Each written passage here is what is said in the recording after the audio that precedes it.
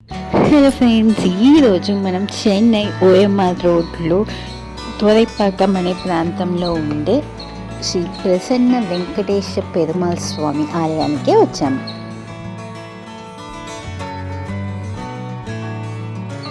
కంప్లీట్గా ఒక residential area మధ్య చాలా ప్రశాంతంగా కనిపిస్తుంది గుడి అయితే. ఒకప్పుడు ఈ గుడి భక్తజన సభగా ఉండేది, ఇప్పుడైతే ఆలయంగా మెయింటైన్ చేస్తున్నారు.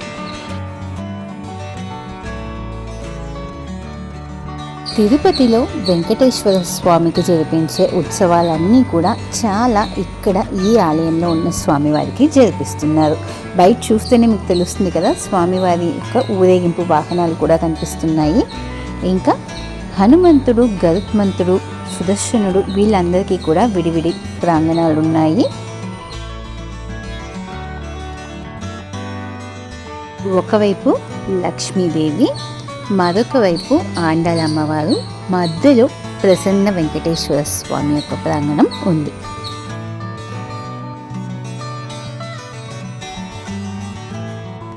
పండుగ రోజుల్లో కావచ్చు, లేదా ప్రత్యేక తిథి నక్షత్రాలు, ఇంకా అమ్మవారికి స్వామివారికి ప్రీతికరమైన రోజులు, ఇటువంటి రోజుల్లో చాలా సంబరంగా పూజల్ని చేస్తూ ఇంకా ప్రసాదాలని కూడా అందరికి ఇవ్వడం అనేది జరుగుతుంది.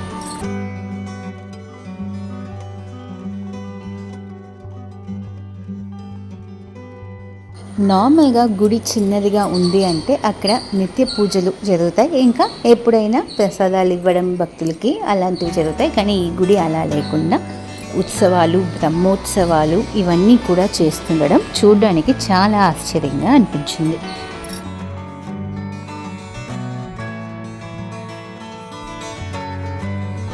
శ్రీరంగం గుడిలో అమ్మవారు స్వామివారి కోసం స్వయంగా తాను ప్రిపేర్ చేసిన ప్రసాదాన్ని అక్కార వడిసలు అంటారు. మనం చక్కెర పొంగలైతే నీటిలో రైస్ని బెల్లంని వేసి ఉడికిస్తాం కదా, అలా లేకుండా పాళ్ళతో ఉడికించడాన్ని అక్కార వడిసలు అంటారు. సో ఆ ప్రసాదాన్ని ఈ గుడిలో ఇస్తున్నారు.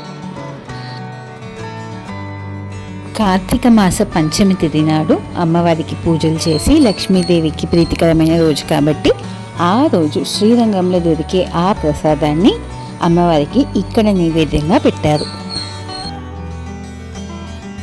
శ్రీరంగం ప్రసాదాన్ని చెన్నైలోనే మేము తిన్నాము, అందుకు మేము భాగ్యులయ్యాము.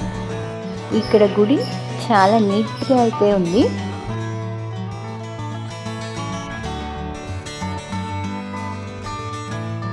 తిరుపతి వరకు వెళ్ళలేని వారు ఇక్కడున్న స్వామివారిని దర్శించుకొని తమ యొక్క మొక్కుల్ని ఇక్కడ చెల్లించుకుంటూ ఉండడం చూడగలుగుతాం.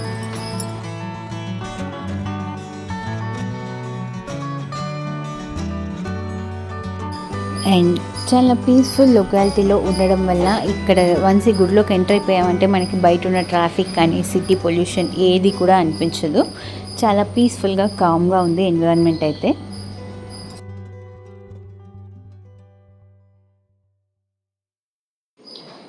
శ్రీ ప్రసన్న వెంకటేశ్వర స్వామి యొక్క దర్శనం మాకైతే చాలా అద్భుతంగా జరిగింది. ఇంకా ఆలయంలో దాదాపు ఒక 1/2 అవర్ టు 45 మినిట్స్ వరకు కూడా టైం స్పెండ్ చేశాము. ఇంకా గుడి కూడా రీసెంట్గానే రెనోవేట్ చేయబడి పెయింటింగ్స్ అన్నీ కూడా చాలా కలర్ఫుల్గా వేశారు. సో మేము చెందిన స్వామివారి దర్శనం మీకు కూడా కలగాలని చెప్పి ఈ వీడియో వేస్తున్నాము.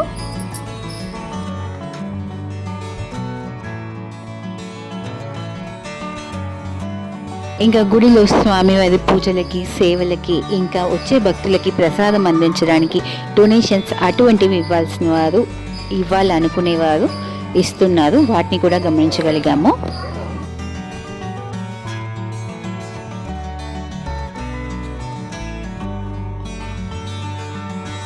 గుడిలో బ్రహ్మోత్సవాలు జరిగే సమయానికి మేము కూడా చూడాలనుకుంటున్నాము. సో ఈసారి ఈ గుడికి బ్రహ్మోత్సవాలు జరిగేటప్పుడు మేము కూడా రావడానికి ట్రై చేస్తాం, మీతో కూడా షేర్ చేసుకుంటాము. ఇప్పుడు మనం చూస్తున్నదైతే ఆండాల అమ్మవారి ప్రాంగణం.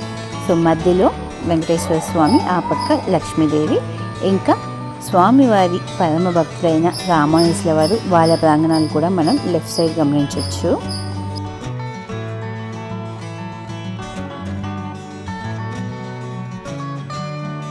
కుంభకోణంలో నాచ్యార్ కోవిల్ అని ఒక ప్రాంతం ఉంది. అక్కడ మాత్రమే ఏకైక రాయితో చేయబడిన గరుత్మంతుడి యొక్క ఉత్సవ వాహనం అనేది కనిపిస్తుంది.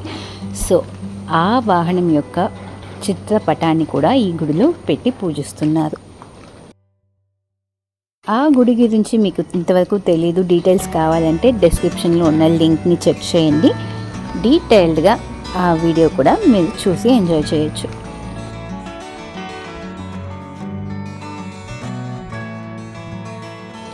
సో దివ్యమైన స్వామివారి దర్శనం మీతో కూడా షేర్ చేసుకోవడం మాకైతే ఎంతో ఆనందాన్ని కలిగిస్తుంది. ఈ వీడియో మీకు నచ్చే ఉంటుందని అనుకుంటున్నాము. వీడియో నచ్చినట్లయితే తప్పకుండా లైక్ చేసుకోండి, మీ ఫ్రెండ్స్తో షేర్ చేసుకోండి. ఇంకా మన ఛానల్కి సబ్స్క్రైబ్ చేసుకోకుండా వీడియో చూస్తున్నట్లయితే తక్షణమే సబ్స్క్రైబ్ చేసుకోండి.